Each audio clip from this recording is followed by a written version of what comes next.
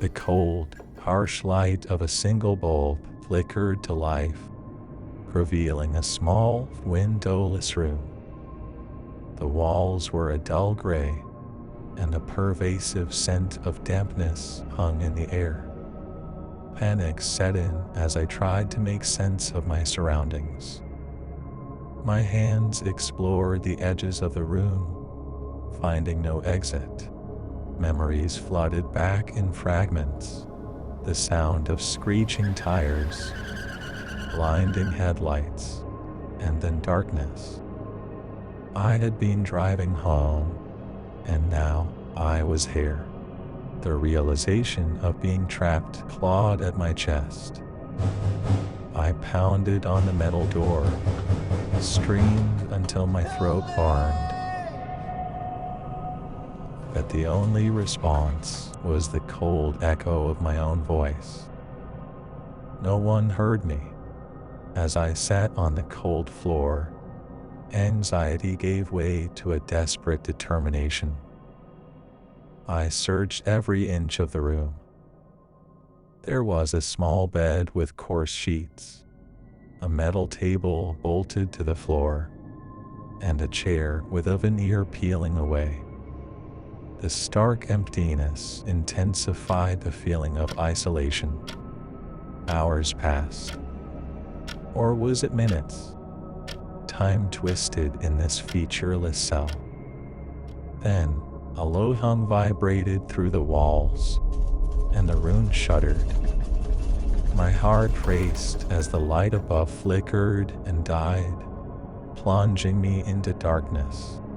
In the pitch black, a new sound emerged, a soft whisper, barely audible.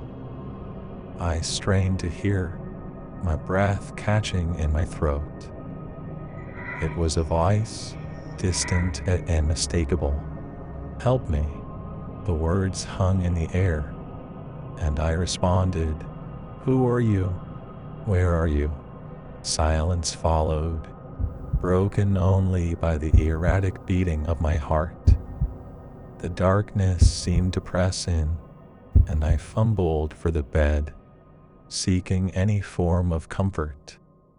The light flickered back to life, revealing the room unchanged. A sense of unreality settled over me as I wondered if the voice had been a figment of my imagination. But then the whisper returned, pleading and filled with anguish. "Please, help me. Find me." Torn between fear and a growing empathy, I pressed against the walls, hoping to locate the source. The voice seemed to emanate from everywhere and nowhere simultaneously. The hum returned, and the room vibrated again. This time, the light dimmed, casting elongated shadows. The whisper grew louder, more urgent. "You have to hurry. They're coming." Questions raced through my mind, but before I could voice them, the room shook violently.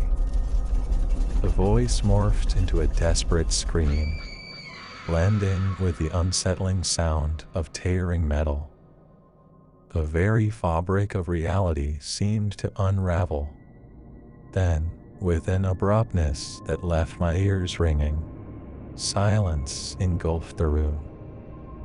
A light flickered back, and I found myself alone in the unyielding grayness. The voice had vanished, leaving me disoriented and unnerved. Was it a plea from someone else trapped in this nightmarish puzzle? Or was it a manifestation of my own spiraling psyche? Time lost its meaning as I grappled with the inexplicable events. The room remained an unyielding prison, and a voice, whether real or imagined, haunted my every waking moment. Suddenly, a noise broke the silence, the sound of a heavy door creaking open. Light spilled into the room, blinding me momentarily.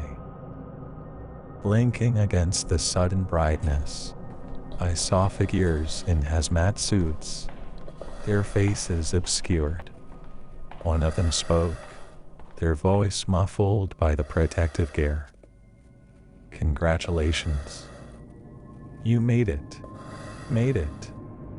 A barrage of questions flooded my mind, but before I could articulate them, strong hands guided me out of the room and into a blindingly white corridor. As I stumbled forward, my gaze lingered on the door, now ajar. Had I truly made it, or was this just another layer of the enigma? The voice, the vibrations, the surreal reality. It clung to me like a lingering nightmare. The corridor seemed to stretch into infinity, and as the hazmat-suited figures led me through sterile hallways, I couldn't shake the feeling that I had only scratched the surface of a complex and disturbing truth. Are you scared now? What stories would you like to hear next? Leave a comment, like, and subscribe. Thank you.